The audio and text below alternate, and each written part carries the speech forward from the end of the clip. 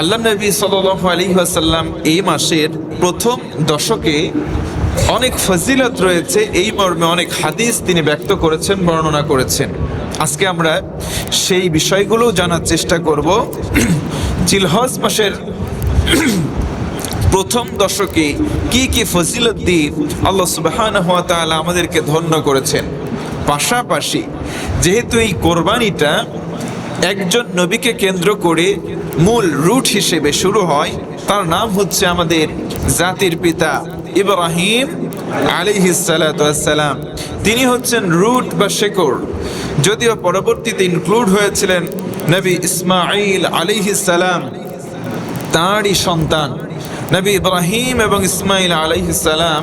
এই দুইজনের স্যাক্রিফাইস বা ত্যাগ বা উৎসর্গের মাধ্যমেই আজকের এই কোরবানিটার প্রচলন চালু হয়েছে। জোরে কোন সুবহানাল্লাহ। আমরা নবী ইব্রাহিম আলাইহিস সালাতু ওয়াস সালামের আকীদা এবং বিশ্বাস অনেক শুনেছি, অনেক জেনেছি। আজকে আবার নতুন করে একটু জানবো নবী ইব্রাহিম আলাইহিস সালামের আকীদা এবং বিশ্বাসটা কেমন ছিল। নবী ইব্রাহিম আলাইহিস সালাতু ওয়াস সালাম আল্লাহতে বিশ্বাস স্থাপন করেছিলেন, তিনি তাওহীদকে মেনে নিয়েছিলেন। সর্বপ্রথম ইব্রাহিম আলাইহিস সালাতু ওয়াস সালাম যখন পৃথিবীতে আগমন করবেন, সে সময় ইসলাম বিরোধী, তাওহীদ বিরোধী এক শক্তি ছিল। সেই অপশক্তির নাম ছিল মিস্টার নমরুদ। সকলে বলুন, তার নাম কি ছিল? নমরুদ। ইব্রাহিম আলাইহিস সালাতু ওয়াস সালাম তার ভিতরে যে তাওহীদি চেতনা, এটা প্রচার করেছিলেন নির্দিষ্ট একটা বয়সের ক্ষণে গিয়ে। কিন্তু তিনি যখন জন্মগ্রহণই করেন নাই, তখন থেকে তার বিরুদ্ধে শত্রু পয়দা হয়ে গিয়েছিল দুনিয়াতে। এজন্য মনে রাখবেন, যারা তাওহীদপন্থী হবে, এক আল্লাহ ভীরু হবে, আল্লাহর তাওহীদকে, একত্ববাদকে নিজে লালন করবে, অন্যের মাঝে প্রচার করতে চাইবে, এই তাওহীদপন্থীদের শত্রু তার জন্মের আগে থেকে ছিল, বর্তমান জীবনে বেঁচে থাকতেও থাকবে, মারা যাওয়ার পরেও তাদের শত্রুর অভাব হবে না। ইব্রাহিম আলাইহিস সালাতু ওয়াস সালাম যখন তিনি জন্মগ্রহণ করবেন, জন্মগ্রহণ করেন নাই, তার মায়ের গর্ভে আসেন নাই, তখন হঠাৎ একদিন এই মিস্টার নমরুদ স্বপ্ন যোগে দেখতে পেল যে তার বিশাল রাজ সিংহাসনটা কোনো এক কম্পনে কম্পমান হচ্ছে, একেবারে ভেঙে চুরমার হয়ে গেছে। জোরে কোন আল্লাহু আকবার। নমরুদ স্বপ্ন দেখলো আমার সিংহাসনটা ভেঙে চুরমার হয়ে গেছে। আর রাত্রিবেলা ঘুম হয় না। ওই রাত্রিবেলা জরুরি মিটিং করে তার যেই হাত দেখে রেখা গণনা করে বা বিভিন্ন সিমটম বালা মুসিবত দেখে যারা গণনা করে ভবিষ্যৎ বলতো, তাদেরকে আমরা বলি গণক। কি বলি? গণক।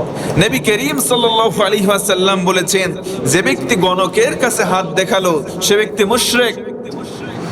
যে ব্যক্তি গণকের কাছে কি হাত দেখালো যে বলো তো গণক সাহেব, আমার হাতে কি আছে? শনির দশা আছে নাকি মঙ্গলের নামে অমঙ্গল আছে, নাকি আগামীতে আমার কয়টা বাড়ি, কয়টা বিয়ে, কয়টা সন্তান, আমার সম্পদে আয় উন্নতি কেন হচ্ছে না, বিদেশ যেতে পারবো কি পারবো না, এমন দেখবেন রাস্তার মোড়ে মোড়ে হাত দেখা পাবলিক গণক আছে না? আল্লাহর রাসূল বলেছেন, গণকের কাছে যে ব্যক্তি গেল সে ব্যক্তি আর মুসলমান থাকে নাই, সে ব্যক্তি মুশরিক হয়ে গেছে। জোরে কোন নাউজুবিল্লাহ। অনেকে আছে টিয়া পাখির কাছে যায় ভাগ্য জানার জন্য। টিয়া পাখি খাম তোলে, তুলে এই জায়গায় দেয়, লিখে দেয় অমুক। ওই জায়গায় যখন ফুলটা পড়ে বা কাগজটা পড়ে, বলে দেয় তোর ভাগ্য ভালো রে, তোর সামনের দিকে কোনো ফাড়া নাই। আবার বলে তোর ফাড়া আছে, হাত দেখে আর এমন ভাবে ভয় দেখায়, ওই লোকটাও ভয় পায়, বলে বাবা তাইলে এখন আমি কি করব? ভাই কি করবি মানে কিছু টাকা পয়সা দে। এইগুলো হচ্ছে ধান্দাবাজ।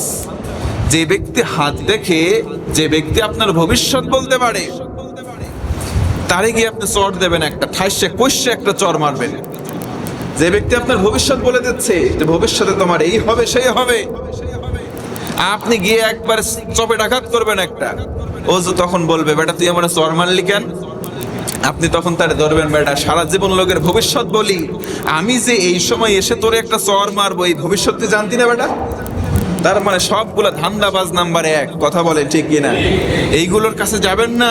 নবীজি বলেছেন ঈমান হারা হয়ে যাবেন। আল্লাহর রাসূলের ভিতরে যতজন নবী পয়গম্বর আলাইহিস সালাতু ওয়াস সালাম দুনিয়াতে এসেছিলেন, তাওহীদের, আল্লাহর একত্ববাদের যিনি দাওয়াতি বিচরণ করেছিলেন যতজন, তার মধ্যে অন্যতম ছিলেন নবী ইব্রাহিম আলাইহিস সালাম। ইব্রাহিম আলাইহিস সালাম মায়ের গর্ভে আসে নাই, নমরুদের এইরকম সিংহাসন ভেঙে পড়ে গেছে স্বপ্নের। সবাইকে ডাকা হলো, গণকদেরকে বলা হলো আমি স্বপ্নে দেখছি আমার সিংহাসন ভেঙে যাচ্ছে।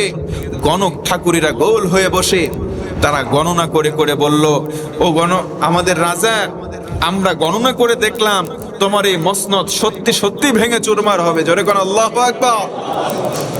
তোমার এই রাজ্যের মধ্যে এমন একটা পুরুষের, এমন একটা মহাপুরুষের আগমন বা আবির্ভাব হতে চলেছে যে দুনিয়াতে আসবে, তোমার এই অঞ্চলকে দখল করবে, তোমার এই অগ্নি পূজাকে বন্ধ করবে, তোমার এই পাথর পূজাকে বন্ধ করবে, সমস্ত কিছু ভেঙে ধূলিসাৎ করে দিয়ে এক আল্লাহর তাওহীদকে বুলন্দ করার চেষ্টা করবে। জোরে কোন আল্লাহু আকবার।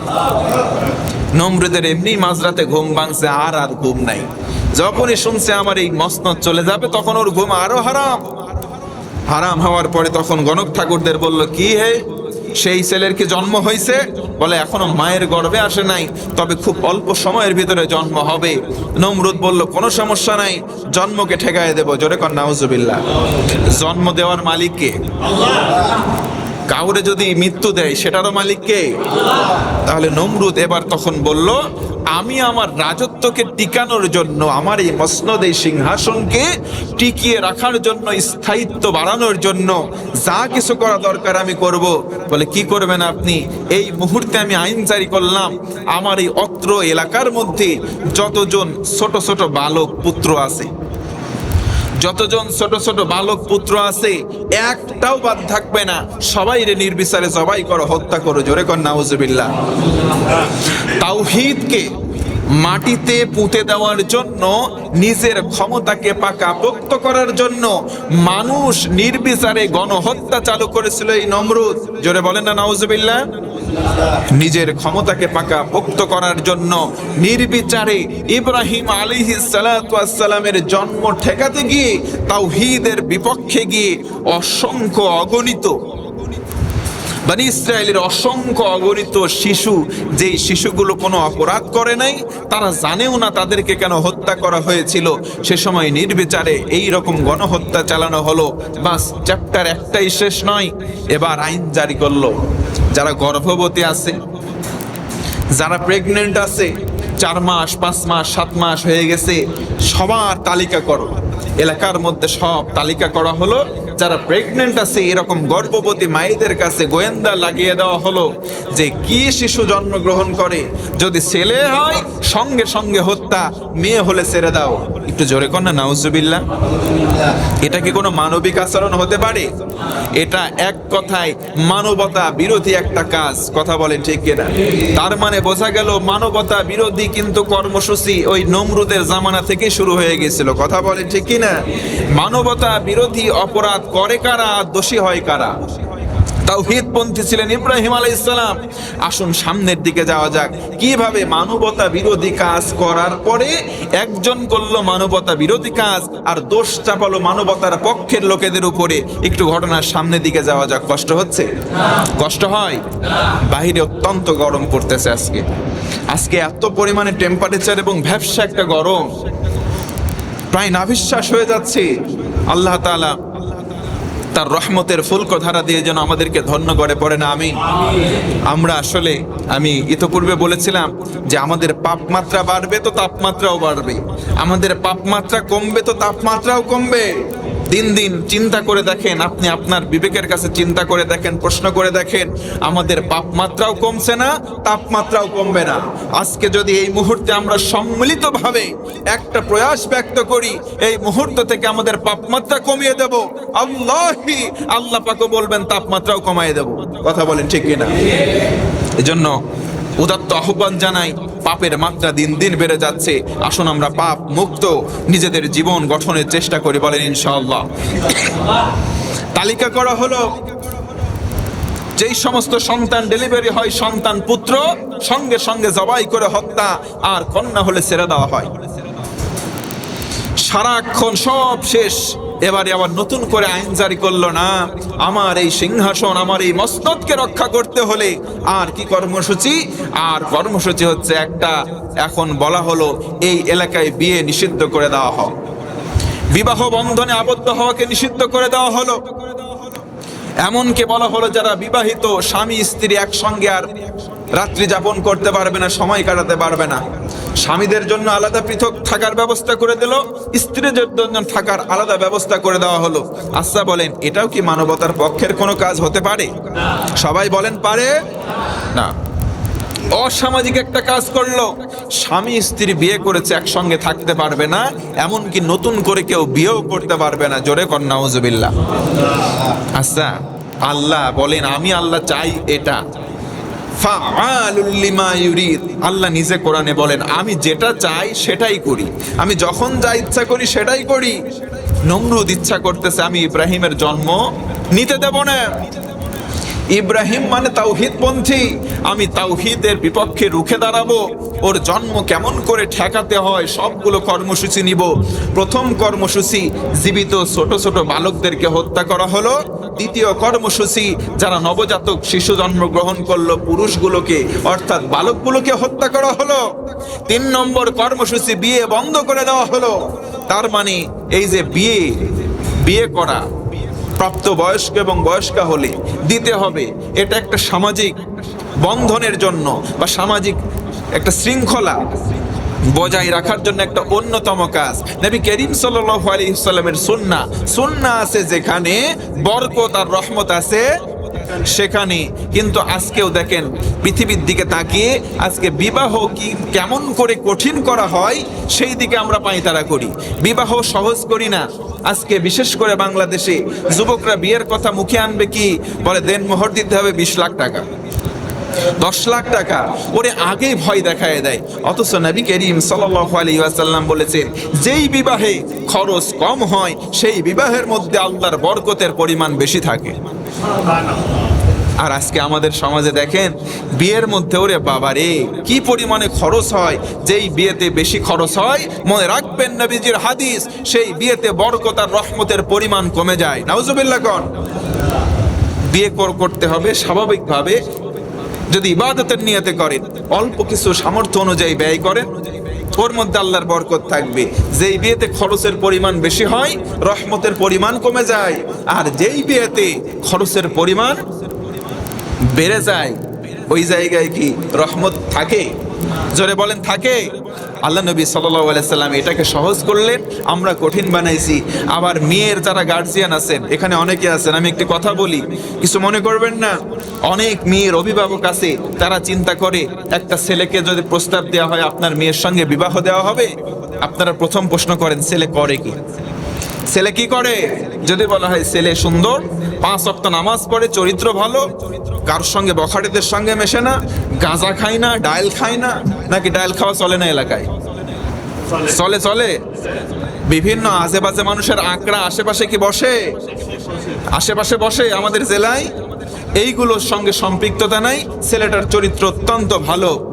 তখন মেয়ের বাবা বলে ছেলে কি করে, চাকরি কামাই কত?